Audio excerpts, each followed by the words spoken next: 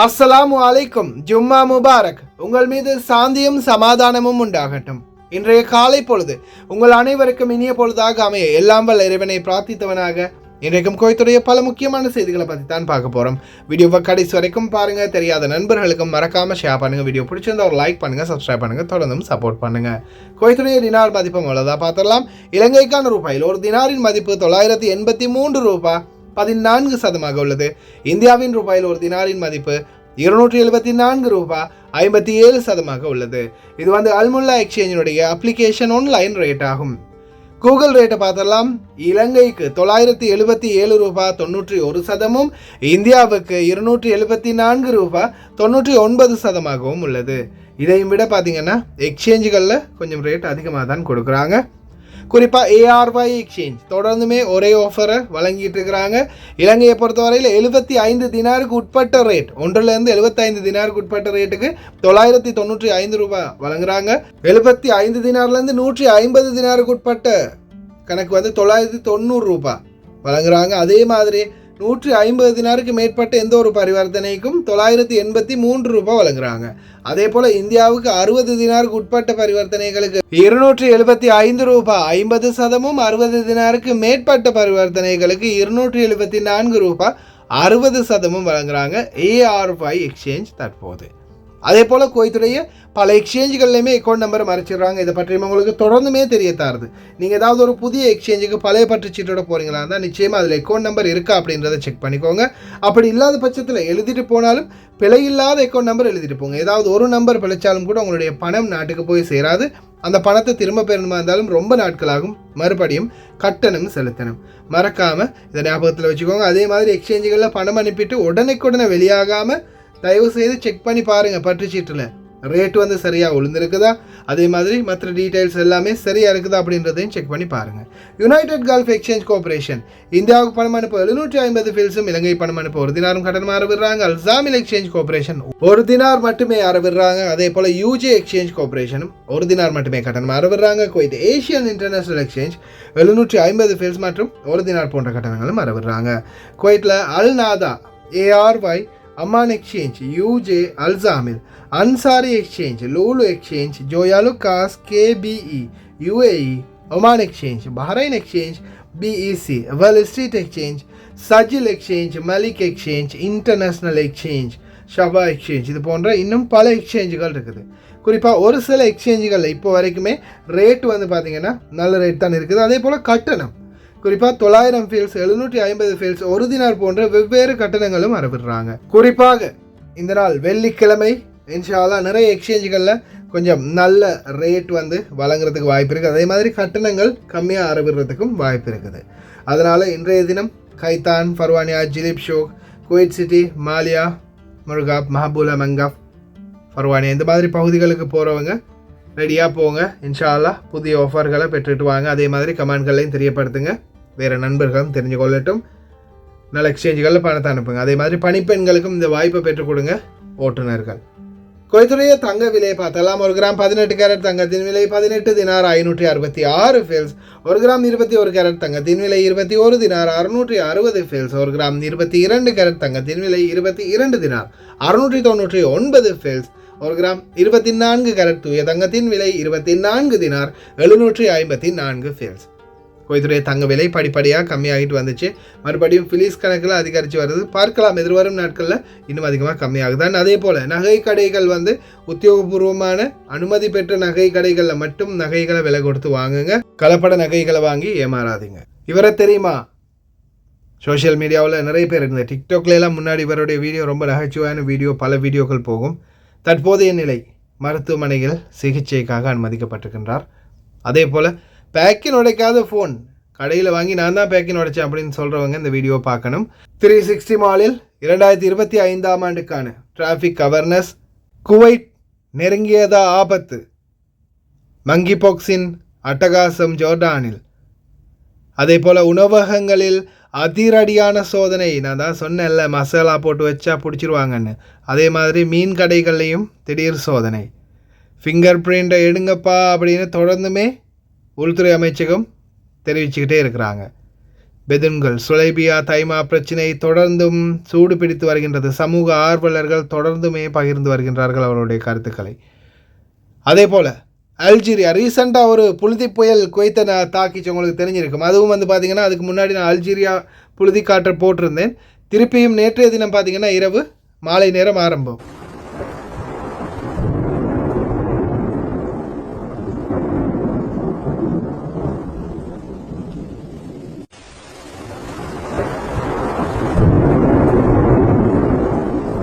காற்றுடைய விசை மாறிச்சுன்னா நிச்சயமாக இந்த அல்ஜீரிய புயல் காற்று இந்த பக்கம் வாரத்துக்கும் வாய்ப்பு இருக்குது. அதே மாதிரி காலநிலை ஆய்வாளர் பெதரல்லா மீரா எதிர்வரும் நாட்களில் குளிருடைய சூழல் இரவு நேரங்களில் ஆரம்பமாகும் அப்படின்னு தெரிவிச்சிருக்காரு. அதே மாதிரி ருத்தூபா தன்மையும் அதிகரிக்கும், புழுதிக்காற்றும் இருக்கும் அதிகமான பகுதிகளில், குறிப்பாக கடலோர பகுதிகளில் தான் இந்த ருத்தூபாவுடைய தாக்கம் அதிகமாக இருக்கும். தயவுசெய்து ரொம்ப கவனமாக இருங்க, குறிப்பாக அந்த கடலோர பகுதிகளில் இருக்கக்கூடிய தொழிலாளர்கள்.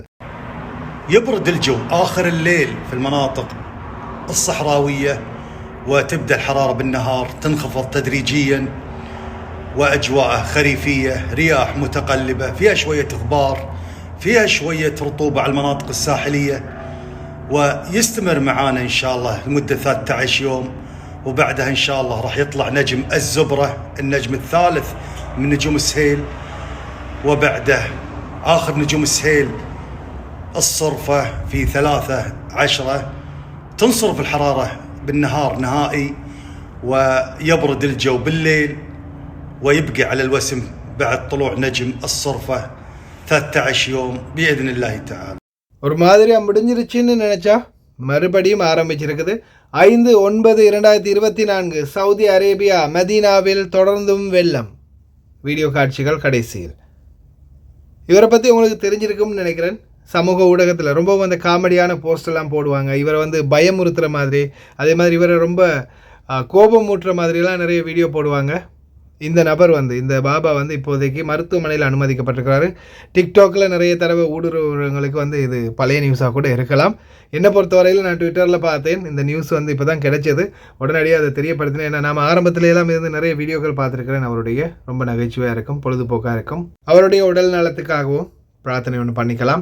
அதே போல் சுலைபியா தைமா இனி வரும் நாட்களில் மிகப்பெரிய ஒரு பிரச்சனையை உருவாக்குமா அப்படின்ற யோசனை தான் ஆரம்பமாக இருக்குது. அதே மாதிரி சமூக ஆர்வலர்கள் தொடர்ந்துமே தங்களுடைய கருத்துக்களை வந்து பகிர்ந்து கொண்டே வராங்க.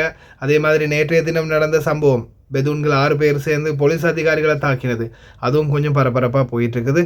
அதே மாதிரி இந்த பெதூன்களுடைய முக்கியமான பிரச்சனை என்னென்னா, ஒரு சிலருக்கு வந்து இப்போ இவர் வந்து 30 மாதமாக சுகாதார அமைச்சகத்தில் வேலை பார்த்துருக்காரு, சம்பளம் கொடுக்கல. சம்பளம் கேட்டு போனால் அக்காமா அடிச்சிட்டு வாங்க, அதுக்கப்புறம் சம்பளம் கொடுக்குறோம் அப்படின்னு தெரிவிச்சிருக்கிறாங்க.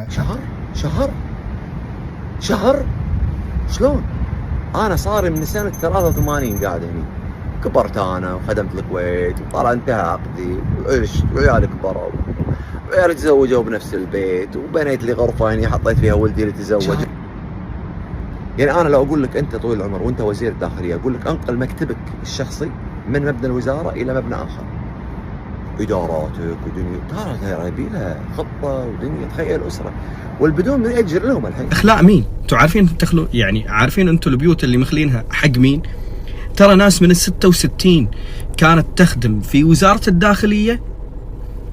يعني ما اقدر اقول انا الكلمة ان خذيتوهم لحم وتقطونهم عظم. يعني كثير من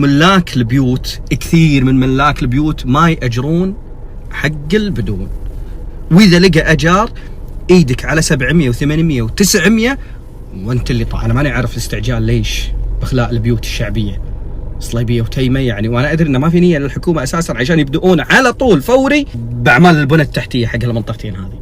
نتمنى ورساله انسانيه من بلد انساني ان يتم توفير لهم بديل وايجار باسعار رمزيه، لان بعد شهر راح تشوف كوارث انسانيه بشكل ما تتصور، راح تشوف ناس نايمه بالشارع. بالنسبه لمشكلتي استاذه لا ترضي رب العالمين ولا عباد الله ولا اي شخص بالكون يرضى باللي صاير معي. صار معي طال عمرك اني صار لي الحين حاليا داوم بوزاره الصحه 2.5 ما استلمت اي راتب بسبب انتهاء البطاقه، لاني اول كنت نفس المشكله واجهتها وطلعت مناشده وصرفوا لي رواتب شهرين وردوا ووقفوها ثاني مره. يعني ما استفدت ولا اي شيء من اللي سويته. ولما راجع الوزاره اروح لهم يقولوا لي روح جدد البطاقه وتعال. طيب انا ما عندي مشكله اروح اجدد البطاقه، لما ابي اروح اجدد البطاقه اروح الجهاز المركزي لازم اقدم طلب، اقعد 3 أسابيع انتظر على ما يجيب الموافقة. بعد الموافقة لازم أوقع على ورقة مكتوب فيها أني أقر على صحة البيانات. أنا أوقع على ورقة ما أدري شنو البيانات اللي موجودة فيها، هل هذا صحيح؟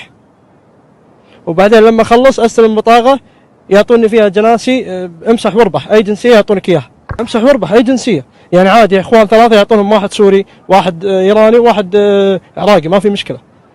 ஒரு பக்கம் இவங்களை இடத்த காலி பண்ண வைக்கிறாங்க, ஒரு பக்கம் இவங்கள்ட்ட வேலை செய்யக்கூடிய தொழிலாளர்களுடைய நிலை என்ன, ஓட்டுநர்களுடைய பணிப்பெண்களுடைய நிலை என்ன, இப்படி பல சிக்கல்கள் இக்கட்டான சூழலில் இருக்குது. இன்ஷா அல்லாஹ், அல்லாஹ் போதுமானவன். பார்க்கலாம் என்ன மாதிரியான பிரச்சனைகள் வரப்போது எதிர்வரும் காலங்கள்லன்னு. அடுத்ததாக குவைத் வந்து முக்கியமான ஹை அலர்ட் ஒன் குவைத். மங்கி பாக்ஸ் வந்து ரீசெண்டாக ஜோர்டானில் கண்டுபிடிக்கப்பட்டதை அடுத்து இந்த குரங்கு காய்ச்சல் வந்து பார்த்திங்கன்னா இப்போதைக்கு ஆப்பிரிக்கா நாடுகள்லையும் மற்றும் ஒரு சில நாடு பாகிஸ்தானில் கூட ரீசெண்டாக பரவி இருந்துச்சு. அதே போல் வேற எங்கே தாய்வான்லேயும் பரவி இருந்துச்சு, அதே போல் தாய்லாந்தில் கூட பரவி இருந்துச்சு. இப்போ ஜோர்டானுக்கு வந்துருச்சு. ஜோர்டான், லெபனான், அடுத்தது மற்ற நாடுகள்லையும் பரவும் அப்படின்ற அச்சம் தான் இப்போதைக்கு இருக்குது. அதே போல் வெளியில் போய் வந்தீங்கன்னா தயவு செய்து கைகால் முகம் கழுவுங்க. முன்னாடி அலட்சியமாக இருந்ததால் தான் கொரோனா காலங்களில் பல உயிர்களை இழந்தோம். அதே மாதிரி பல நிலைமைகளை சந்திக்க வேண்டிய சூழல் உருவாகிச்சு. பயணத்தடை, அதே மாதிரி வெளியில் போகிறதுக்கான தடை, கர்ஃப்யூ, இந்த மாதிரி பல விஷயங்கள் நடந்துச்சு. இந்த முறையும் இந்த மாதிரி எதுவுமே நடந்துடக்கூடாது. இன்ஷா அல்லாஹ், அல்லாஹ் பாதுகாக்கட்டும் அனைவரையும். அதே போல் வெளியில் போயிட்டு வந்தால் தயவு செய்து கைகால் முகம் கழுவுங்க. இன்னொரு முக்கியமான விடயம், எந்த ஒரு பொருள் வாங்கிட்டு வந்தாலும் காய்கறி பல வகைகள் சுத்தம் பண்ணி கழுவினதுக்கு பிறகு சாப்பிடுங்க. உள்துறை அமைச்சகம் தொடர்ந்துமே தெரிவிச்சுக்கிட்டே இருக்கிறாங்க, அவேர்னஸ் பண்ணிக்கிட்டே இருக்கிறாங்க, எடுங்க ஃபிங்கர் பிரிண்ட்டை எடுங்க, ஃபிங்கர் பிரிண்ட்டை எடுங்க அப்படின்னு. இதுக்கு முன்னாடி 6ஆம் மாதம் 30ஆம் தேதியோடு முடியுதுன்னு நினச்சேன் இல்லையா? அப்படி தானே? ஆமாம், 6ஆம் மாதம் 30ஆம் தேதியோட முடிய போகுது அப்படின்னு சொன்னதோட பார்த்தீங்கன்னா இந்த க்ரௌடு வந்து ஃபர்வானியாவில் எவ்வளோ க்ரௌடாக இருந்துச்சு. அடித்து பிடிச்சி எப்படியாவது ஃபிங்கர் வைக்கணும் அப்படின்னு அப்பாயின்மெண்ட் போட்டவங்க போடாதவங்கன்னு எல்லாருமே போயிருந்தாங்க. ஆனால் இப்போ இந்த டிசம்பர் 31ஆம் தேதின்னு சொன்ன பிறகு இப்போ உண்மையிலேயே ஃபிங்கர் பிரிண்ட் சென்டர்கள்லாம் சும்மா காஞ்சி போய் கிடக்குது. ஆனால் அப்பாயின்மெண்ட் எப்போ பார்த்தாலும் ஃபுல்லுன்னு தான் இருக்குது. அதே மாதிரி சில வீடுகளில் குவைத்தி குடிமக்கள் அவங்களுக்கே என்ன மாதிரியான ஆப்பு வைக்க போகிறாங்கன்னு தெரியலை. ஆனால் இப்போ வரைக்கும் அலட்சியமாக இருக்கிறாங்க. சிலர் வீடுகளில் ஓட்டுநர் பணிப்பெண்கள் கேட்டால் கூட இந்த மாயபி ஹாதா மாக்கு முஷ்கிலா ஹாதா மாபிஷை அப்படின்னு சொல்லி வாய் அடைச்சிடுறாங்க. ஆனால் இதுக்கு பிறகு இப்போவே சொல்லிட்டாங்க, செப்டம்பர் 30க்கு பிறகு குவைத்திகளுடைய அக்கௌண்ட் எல்லாமே பிளாக் பண்ணிவிடுவோம். அவங்களால வீசா எடுக்கவும் முடியாது, அக்காம அடிக்கவும் முடியாது, பேங்கில் பணம் எடுக்கவே முடியாதுன்னு. ஆனால் இந்த மாதிரி ஒரு ஆப்பு வச்சதுக்கு பிறகு தான் அவங்க திருந்துவாங்கன்னு நினைக்கிறேன். வெளிநாட்டவர்களுக்கு இன்னும் காலக்கெடு இருக்குது, அதுக்குள்ளே ட்ரை பண்ணுங்கள். டிராஃபிக் அவேர்னஸ் 2024 to 2025 360 காம்ப்ளெக்ஸில் வந்து நடக்குது. அந்த பக்கம் போனீங்கன்னா லைட்டாக ஏற்றி பாருங்கள்.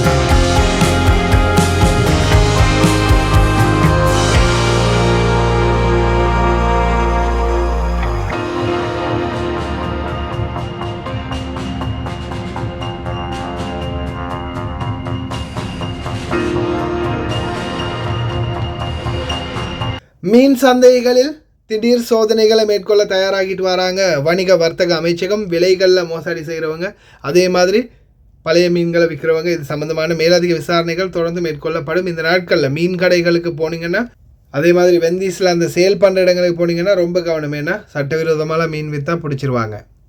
அதே மாதிரி அதிக பருமன், அதிக எடைக்கு காரணமான ஒரு சில தடை செய்யப்பட்ட உணவுகள் மற்றும் அங்கீகரிக்கப்படாத உணவுப் பொருட்களை பற்றிய சோதனைகள் விரைவில் நடக்க போது. எங்கன்னு பார்த்தீங்கன்னா பாடசாலைகளுக்குள்ளே இருக்கக்கூடிய கேண்டீன்களில். இந்த கேண்டீன்களில் வேலை செய்யக்கூடிய யாராவது இருந்தீங்கன்னா நிச்சயமாக ஞாபகத்தில் வச்சுக்கோங்க, உணவு மற்றும் ஊட்டச்சத்து பாதுகாப்பு குழு விரைவிலேயே வருவாங்க. பாடசாலைகளில் உள்ள கேண்டீன்கள்லையும் சோதனை நடத்துவாங்க. ஏன்னா எல்லாமே பொருட்கள் வந்து ஒரிஜினலாக இருக்கணும், தரமான பொருட்களாக இருக்கணும், உணவுப் பொருட்கள் எதாக இருந்தாலும். அதே போல் இன்னொரு முக்கியமான விடயம், அனைத்து கடைகள்லையுமே ஒவ்வொரு கவர்னர்களையுமே சோதனைகளை மேற்கொள்கிறாங்க. குறிப்பாக உணவு கடைகள். இப்போ சாதாரணமாக நம்மளுடைய ஹோட்டல்கள் எடுத்துக்கொள்ளலாம், இந்திய இலங்கை ஹோட்டல்கள். இன்றைக்கி வெள்ளிக்கிழமை அதிகமான ஆட்கள் வருவாங்க. அப்போ தடப்புடலாம் எல்லாமே ரெடி பண்ணுவாங்க. ஒரு 100 கோழியை பொரிப்பா அப்படின்னு சொல்லுவாங்க. அதெல்லாம் மசாலா ரெடி பண்ண ஆளுங்க வரும் அப்படின்னு சில முதலாளிகள் சொல்லுவாங்க. ஆனால் இந்த மாதிரி ஒருவேளை நீங்கள் மசாலாவெல்லாம் பிரட்டி எல்லாம் ரெடி பண்ணிவிட்டு ஆளுங்க கம்மியாக வந்திருக்குது, பொருட்கள் மிஞ்சிருச்சு, உணவுப் பொருட்கள் அப்படின்னா நீங்கள் என்ன பண்ணுவீங்க? தூக்கி குப்பையிலே வீச போகிறீங்க. என்ன பண்ணுவீங்கன்றதை இந்த வீடியோ காட்சியில் பாருங்கள். இந்த மாதிரி ஃப்ரிட்ஜில் போட்டு வைப்பீங்க. ஆனால் இப்படி போட்டு வச்சு மசாலாவில் பிரட்டி போட்டு வச்சுருந்தீங்கன்னா நிச்சயமாக உடனே வந்து சீலை எழுதி கதவுல மூடிட்டு வெளியில் அனுப்பி விட்ருவாங்க, கடையே மூடி விட்ருவாங்க. தயவு செய்து ரொம்ப கவனம். இந்த உணவு கடைகளில் இருக்கக்கூடியவங்க, உணவகங்களில் இருக்கக்கூடியவங்க எப்போவுமே ஞாபகத்தில் வச்சுக்கோங்க, இந்த மாதிரி உணவுகளை மசாலாவில் பிரட்டி வைக்கவே முடியாது. பழைய உணவுகளை ஃப்ரிட்ஜுகளில் வைக்கவே முடியாது. அதே போல் ரீசெண்டாக பஹ்ரைனில் நடந்த ஒரு சம்பவம் இது. பஹ்ரைனில் உள்ள ஒரு கறிக்கடைக்கு போகிறார் ஒரு நபர், நாய் இறைச்சியை பேக்கில் கட்டி கொண்டு போகிறத கண்டுபிடிச்சு உடனே வீடியோ எடுக்க போகிறாரு. உடனே அந்த நபர் கடையில் வேலை செய்யக்கூடியவர் தெரிச்சு ஓடுறாரு அந்த பார்சலை வெளியில் எடுத்துட்டு.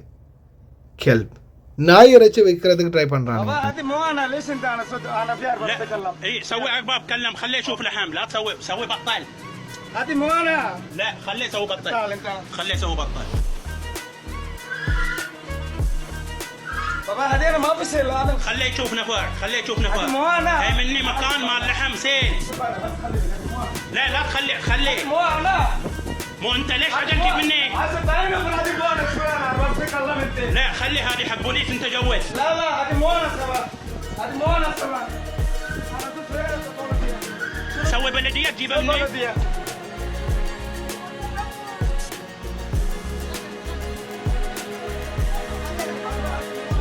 هلا تاخذوا من عنده لحم بخياس جايب لنا.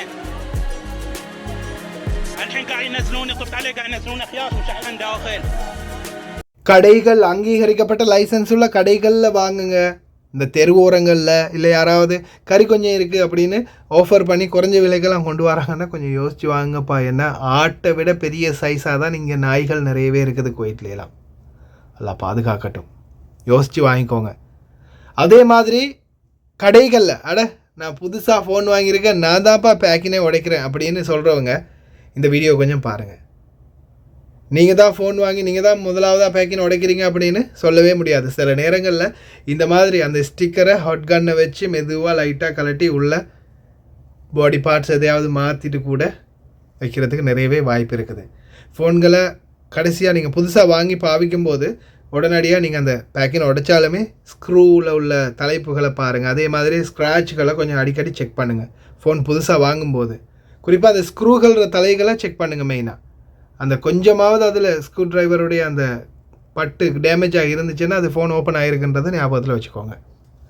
அதே போல் சபா ஹாஸ்பிட்டல் பார்க்கிங்க்கு போகாமல் ரோட் ஓரமாக யாராவது வண்டிகளை நிறுத்தி வச்சிங்கன்னா இதுக்கு பிறகு அந்த தவறு செய்யாதீங்க. ஏன்னா ஆம்புலன்ஸுகளுக்கு கூட போக முடியாது அப்படின்னு கம்ப்ளைண்ட் பண்ணியிருக்கிறாங்க.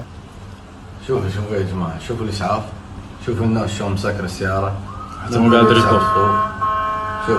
شوف الله يعين، والله ما يصير. نبي دوريات، نبي أحد هني يضبط شيء ولا. هذه حالتنا كل يوم كذي الإسعاف، هذه حالتهم كل يوم، الله يكون بعون. சுலைபியா கைரவான் இந்த ரெண்டு பகுதிகளையும் இணைக்கக்கூடிய ஒரு பாலம் ரொம்பவும் டேமேஜ் ஆகி காணப்படுது.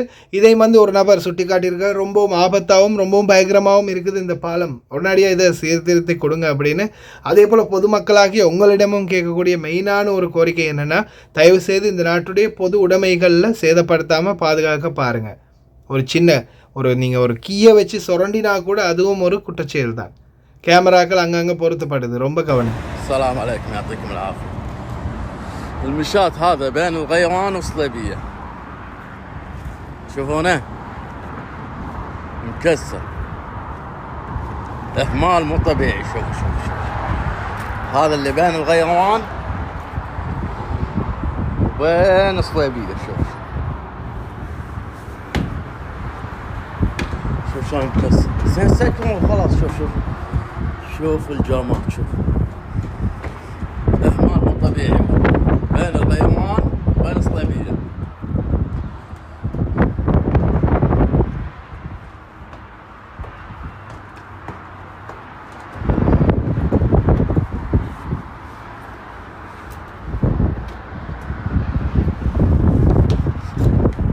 زين ما طحت.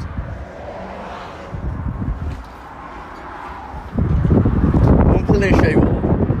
هذا الخامس،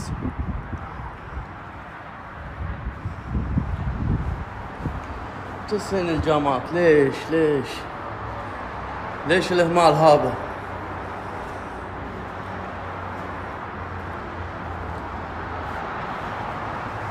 كسر والله، مو مخلي في شيء والله. هذا الخامس، هذا الصليبية، ذيك الغيران. شوف والله العظيم لا طيري. شوف هذا شوف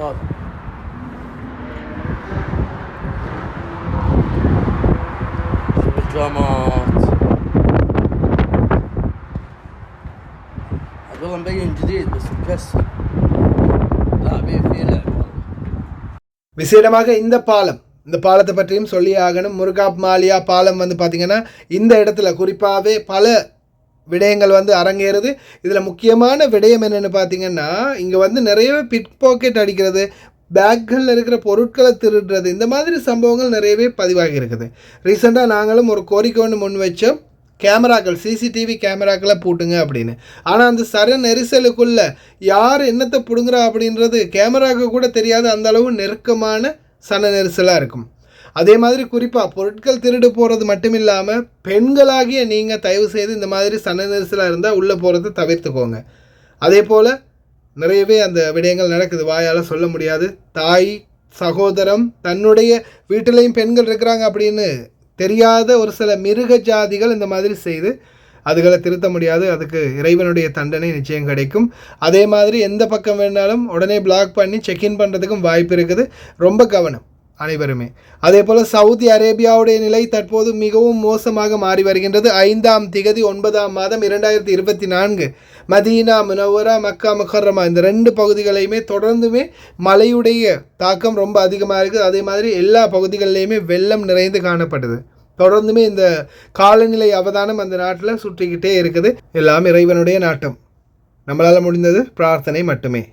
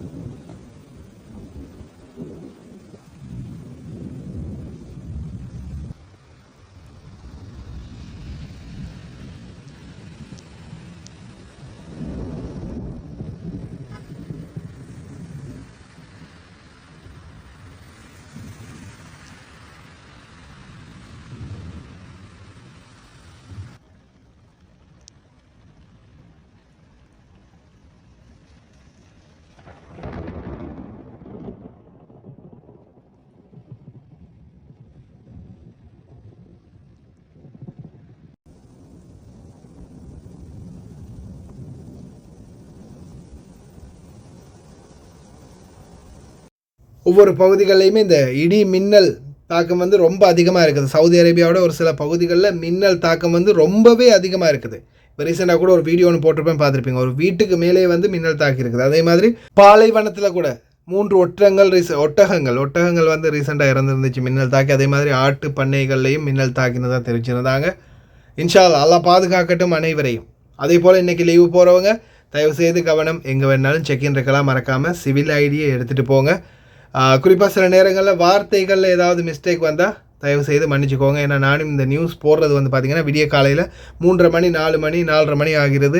சில நேரங்களில் தூக்க கலக்கத்தில் வேலையோட டயட்டோடு வந்து எல்லாருமே வேலை செஞ்சுட்டு வந்து கலப்பில் விழுந்து தூங்கிடுவீங்க. நான் 11 மணி 12 மணிக்கு வந்து அதுக்கப்புறமா என்னுடைய வேலை கலைப்பை எல்லாம் மறந்து உங்களுக்காக என்னால் முடிந்த வரைக்கும் கிடைக்கிற தகவல்களை எடுத்து அதை வந்து ஷார்ட் அண்ட் ஸ்வீட்டாக கொடுக்க முடியாது என்னால். ஏன்னா சிலருக்கு வந்து இதை பற்றி முழு விவரம் தெரியணும் அப்படின்றதால ஃபுல் க்ளீனாக கம்ப்ளீட்டாக பேசி தான் போட முடியும். எத்தனை மணி ஆகினாலும் இப்படி தான் என்னுடைய நியூஸ் தொடரும். இன்ஷா அல்லாஹ் எதிர்வரும் காலங்கள்லையும் தொடர்ந்து இதே மாதிரியே தான் கிடைக்கும். ஏதாவது மிஸ்டேக் வந்தால் உங்கள் வீட்டு பிள்ளையாக நினச்சி மன்னிச்சுக்கோங்க. கடைசி வரைக்கும் பார்த்து எல்லாருக்குமே ரொம்ப நன்றி. தெரியாத நண்பர்களுக்கு மறக்காமல் ஷேர் பண்ணுங்கள். வீடியோ பிடிச்சிருந்தா ஒரு லைக் பண்ணுங்கள், சப்ஸ்கிரைப் பண்ணுங்கள். ஒரு நல்ல வீடியோவில் சந்திக்கலாம்.